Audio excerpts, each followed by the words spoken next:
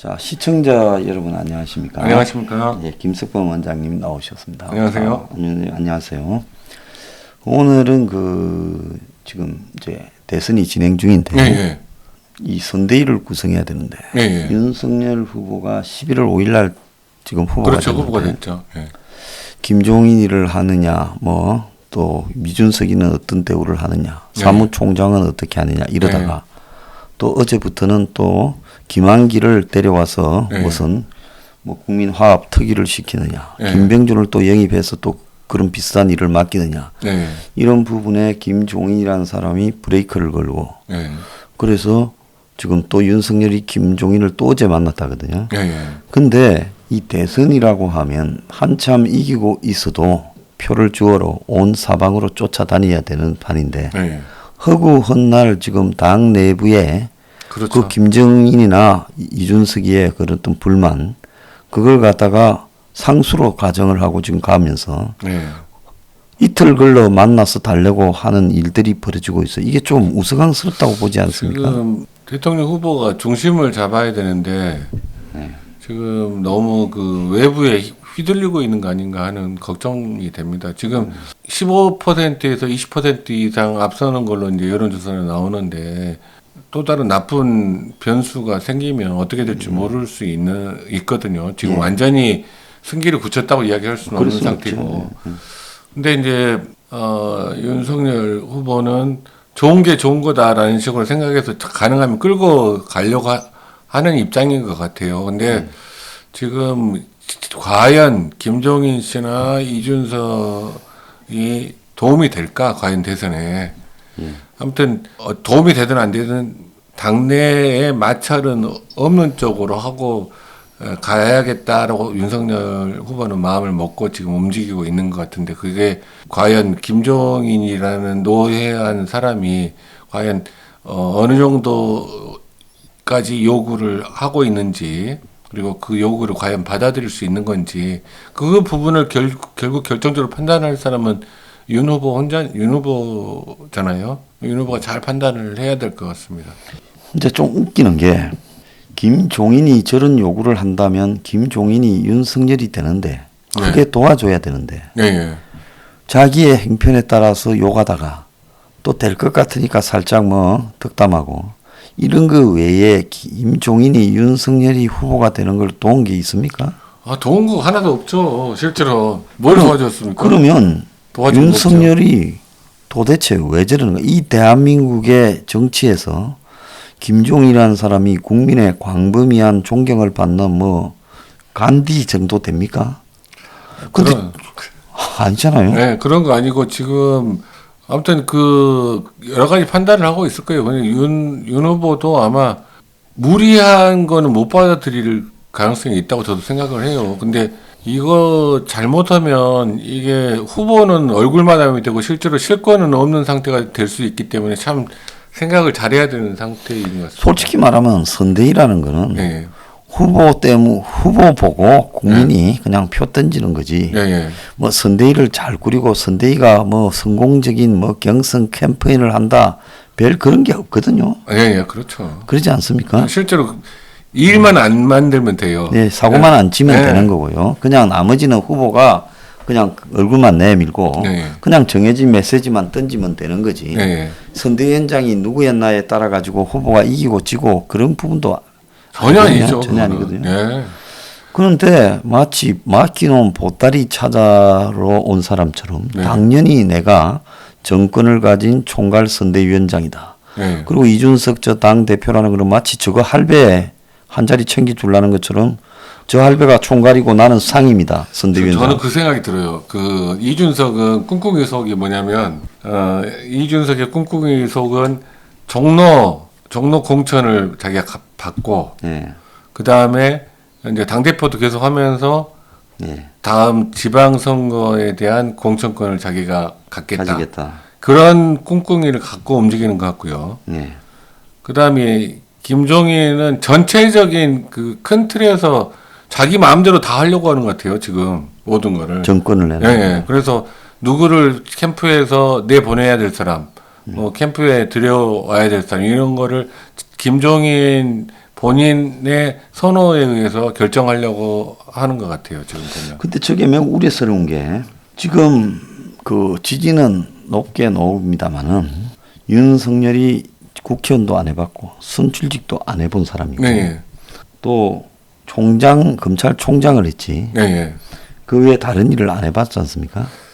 그래서 그 부분 때문에 저는 김종인한테 그렇게 더 매달리는 거 아닌가 생각이 들어요. 그러니까 정치 자기 자신의 정치력을 못 믿으니까 너무 초보고 못 믿으니까 노예한 사람이 옆에 있어야 된다라는 생각 때문에 더 매달리고 있는 거 아닌가 그런 생각. 그런데 이제 그렇게 보자면 노예한 사람이 옆에서 공짜로 도와주고 되자 말자 나는 떠난다고 홀연히 떠날까요? 노예한 사람은 도와주고는 예. 그 다음에 되고 나면 사실상 그 윤석열이는 껍데기 명목상의 예. 대통령이고 지금 이 구조가요 굉장히 국회의원 선거 이 의석 구조가 아리까리해서 네. 여당을 다 합쳐봤자 110 야당을 네. 110석밖에 안 되고 범여권이 190석쯤 되지 않습니까? 네. 그러면 결국은 나중에 집권을 해도 190석의 야당을 상대해야 되는데 네. 야당이 애를 미기고 여당의 또 비주류도 애를 미기면 200석 이상이 이제 반대 세력으로 넘어가서 네. 결국은 윤석열이 이 국회 구조를 어떻게 돌파할 건가가 상당히 쉽지가 않아요. 그렇죠. 거기에다가 또 대한민국의 대통령이라는 부분이 지금 이 한국의 좌파를 겪어보면 네, 촛불 시위라는 부분 때문에 네. 상당히 자기 지지 기반이 강력했던 박근혜도 그리의 촛불 시위를 견디지 못하고 탄핵됐고 그렇죠. 지금 이명박도 정권 초반에 네. 거의 뭐 죽다가 살아나지 않았습니까? 그렇죠. 소고기 파동 때문에 예. 뭐 광우병 파동 때문에 난리가 났었죠.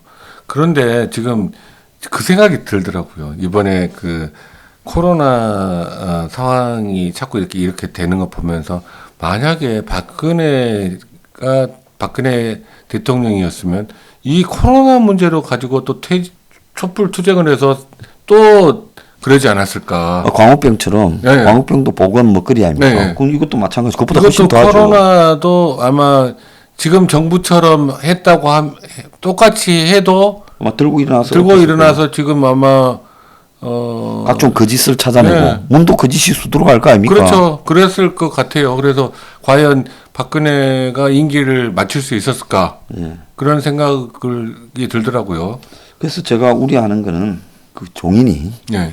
윤석열이 대통령이 돼봤자 네. 국회나 또 국회가 아닌 자신의 오리지널 지지 기반이 매우 취약해서 네. 여러 세력들이 흔들기 시작하면 대통령으로서 5년을 버틸까? 또 뭐 여러 어떤 비리 사건 같은 게 하나 터지면 순식간에 그냥 네. 이 실책 상황이나 네. 비리가 터지면 무너지지 않겠느냐. 네. 그런 두려움을 갖고 있는 윤. 네.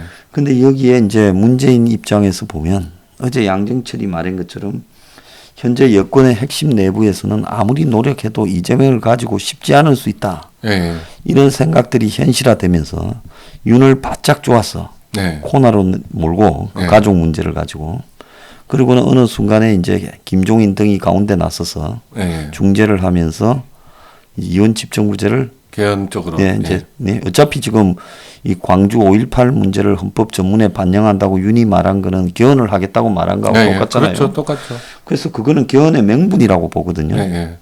그럼 그런 명분 하에 결국은 윤이 2년짜리 대통령을 하고 개헌을 갖다 통과시키고 윤이 완전히 개헌이라는 늪에 5.18 그 헌법 전문에 넣겠다는 게 평소 소신이다라는 말을 함으로써 빠져들은 거죠. 들어간 거거든요. 만약 이걸 안 지키면 다 네. 들고 일어나서 지켜라고 지금 시를 해도 그렇죠. 할 말이 없죠. 네.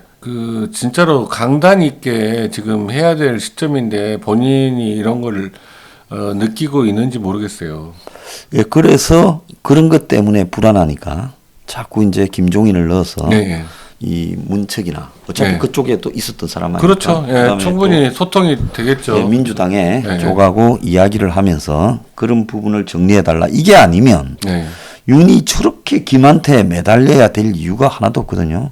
저 사람 자체가 대선 나온다 했을 때 지지도 1, 2%도 안 나가지고 일주일 만인가 그렇죠. 그만둔 사람 아닙니까? 예, 예, 예. 그러니까 저 사람에 대해서 국민적 시각은 좀 뭐냐 염증을 느끼는 상태로 가고 있거든요. 네, 예. 그리고 오히려 실제로 이제 김종인 영입 자체가 대구, 경북 이런 쪽에서는 마이너스 표 작용하거든요. 예. 예. 아무튼 그래도 어찌 됐든 소리가 분란이 안 벌어지게 하는데 지금 초점을 맞추고 있는 것 같아요. 윤은. 근데 지금 결단을 내려야 될 때가 아닌가. 그리고 일단 우리나라에서는 대권을 잡게 되면 거기 안에서 돌파할 수 있는 방법들은 생길 수 있거든요. 얼마든지. 그렇죠. 그런 방법 아니어도. 자, 그런데 이제 그 부분에서 보면 최근에 이제 뭐 개헌 세력들이 광범위하게 네. 윤이나 이재명이 있을 때 둘 다 약체이기 때문에 네. 이게 찬스다. 둘 다 약점도 많고. 네. 그래서 이럴 때 이제 개헌으로 몰고 가자. 특히 중앙일보 보면 뭐 노골적으로 개헌을 갖다가 매일 선동하고 있어요. 네. 자, 그렇다면 개헌 세력이 대선 전에서 이제 뭐 우리도 강하게 저항하고 하니까 시기상으로 좀 어렵다고 보고 대선 직후에 개헌으로 몰아가고 네. 뭐 이렇게 윤한테 제시할 수도 있겠죠. 2년은 네가 대통령 해먹고 네. 개헌되면 개헌에서 네가 허울뿐인 껍데기 대통령 보장해줄게. 네. 남은 임기를. 그리고 실세 총리는 넘기라. 김종인이 노리는 거는 실세 총리 아니겠어요? 그럴 가능성이 장안의 소문이 파다하죠. 네. 충분히 그래서 있죠. 여야를 이제 아우르면서 네. 그렇게 해주고 그 대가로 그렇게 한 최고공을 네. 자기가 실세 총리로서 해먹는다. 그걸 노리고 있는 거 아니겠습니까? 그럴 가능성이 있어서 참 걱정입니다. 아무튼 우리나라에서는 지금 이현 집정부제 개헌 이야기가 언제나 없어질지 네. 틈만 나오면 이거 그 추진 세력들이 국회에 3분의 반을 훨씬 넘기 때문에 이게 소화가 안 되는 것 같아요. 그러니까 사그라들지 않고 계속 틈만 나면 올라오는 것 같은데 진짜 큰일입니다. 다 늙어 죽어야 끝날 것 같아요. 진짜 큰일이에요. 그거 주장하는 사람들이 네. 다 늙어 죽어야 끝나. 자, 그런데 오늘 보면 이제 오후에 목요일 날 오후에 윤 36, 이재명 35회가 항상 여권 쪽에 유리한 조사를 발표하는 듯하게 보이는 네. 4개 여론조사 합동조사가 나왔어요. 그래서 이제 또 모종의 네. 윤에 대한 압박 작전이 또 전개되는 모양새도 좀 보여요. 네. 그런데 이 지금 대선 양상에서 문으로 보면 이재명이 될 만하면 밀겠지만은 되지 않을 것 같아라고 느끼면 네. 이재명을 갖다가 이 밀기를 포기하고 네.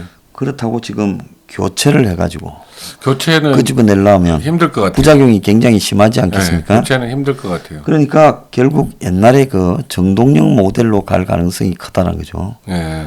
그 당시에 노무현이 네.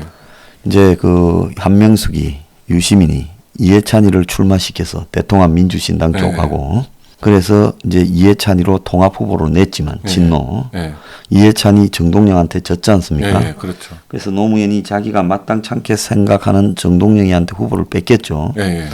그러니까 이제 BBK를 데려왔죠. 김경준을. 그렇죠. 네.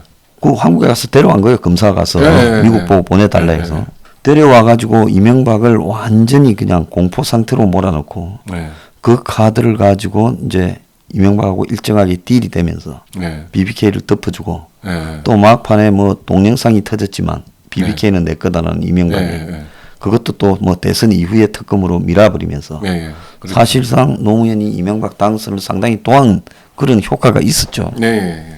그래서 문이 이재명하고 부분이 그렇다면 한때 그런 그렇죠. 설들 윤한테 대해서 그런 작전을 쓸 수도 있겠네요. 그런 작전을 그러니까 문을 네. 윤의 당락을 좌우할 만한 뭔가를 갖다가 가지고 압박을 하고 네. 그리고 윤이 이제 좋은 게 좋으니까 물 밑에서 그러면 뭐 보장도 하고 개헌도 하겠다. 근데 그때는 이제 뭐 정치적으로 뭐 이 공격을 하지 않겠다.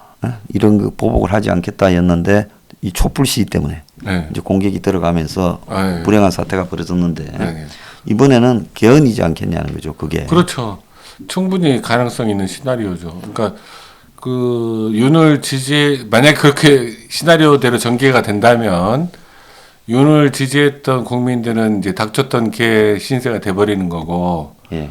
아무튼 황당한 상황이 발생하는 거죠. 근데 그거는 이제 우리가 막아야죠. 그렇지 않게 예. 그렇게 되지 않도록. 그래서 대선을 축 서서 개주는 꼬라지가 나지 않으려면 네. 정신 바짝 차리고 막아내야 된다. 네. 어쨌든 이 문 입장에서는 안전하게 테러를 열기 위해서 그렇죠. 온갖 노력을 다하지 않겠습니까? 그러니까 그거를 또 노무현 정권에서 했던 거를 그 내용을 다 알고 있지 않습니까? 네.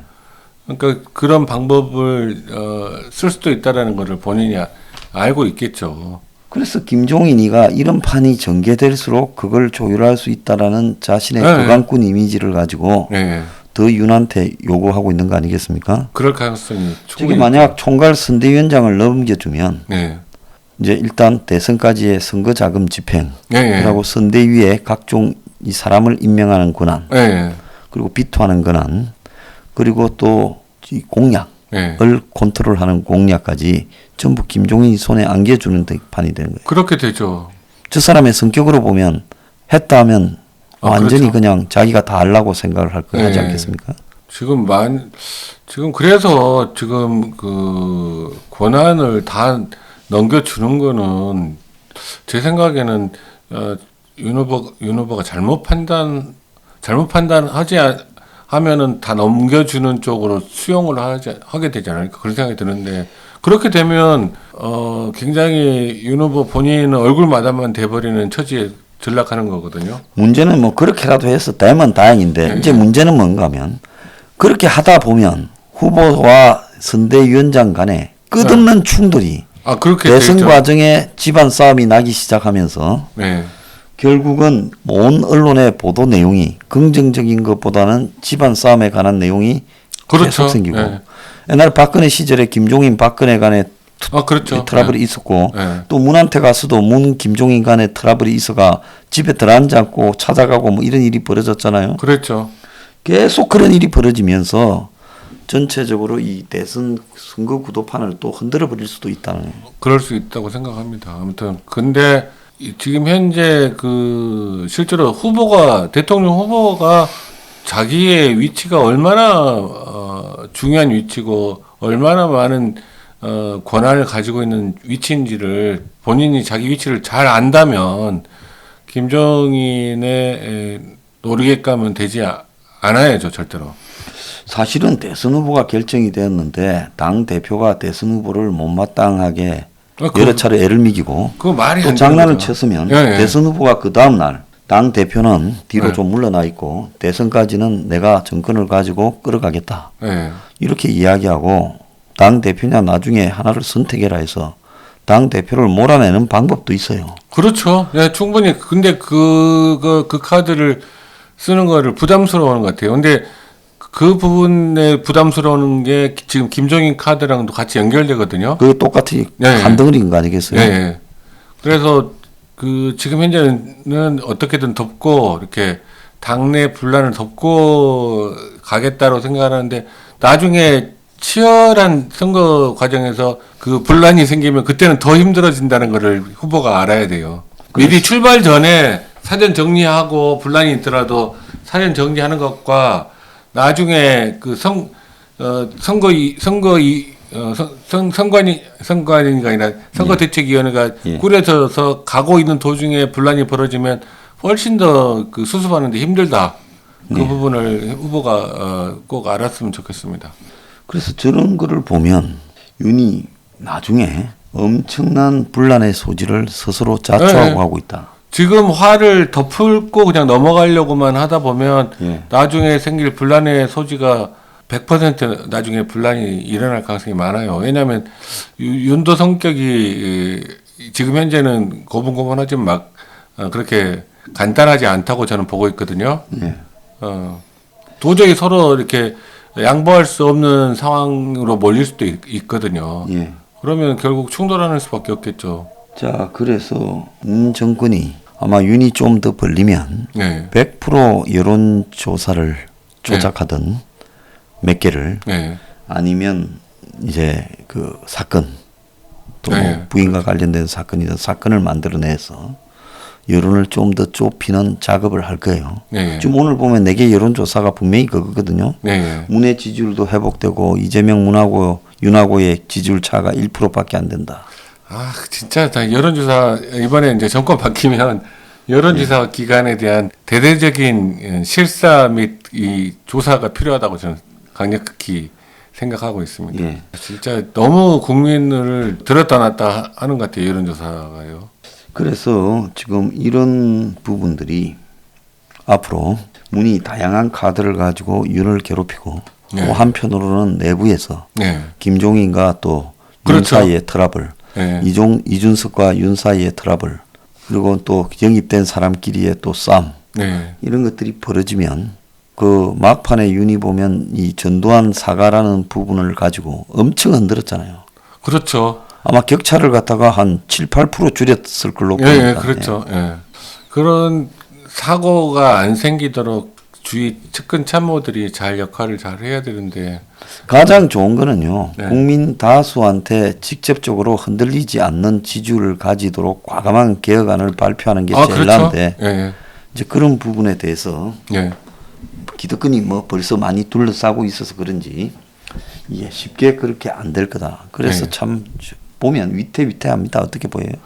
그리고 그 윤석열 스타일 지금까지 이제 해온 스타일을 보면 웬만한 상황 아니면 이혼 집정부제 개헌 카드가 윤한테는 안 먹혀들 가능성이 많다고 저는 보거든요. 예. 이게 그런 상황에서 이렇게 그런 캐릭터는 아닌 걸로 보여요. 근데 네. 이제 빼도 박도 못하는 아주 긴급한 상황에 최악으로 몰렸을 때는 어쩔 수 없이 받아들이겠지만, 처음부터 그럴 소지가 있는 것은 거리를 둬야지. 예, 예. 주변에 그런 사람들을 배치해 놓고 지금 윤이 좋아서 윤 밑에 붙어 있는 사람 누가 있겠습니까? 전부 자기 속으로 예, 예. 붙어 있죠. 꿀단지 옆에 꿀벌들 뭐 엄청 몰려 있는 거죠. 예, 웃긴다고 생각합니다. 자, 오늘 그 원장님 모시고 지금 김종인, 이준석 그리고 개헌 업무 예. 까지 좀 달아봤습니다. 감사합니다. 네, 감사합니다.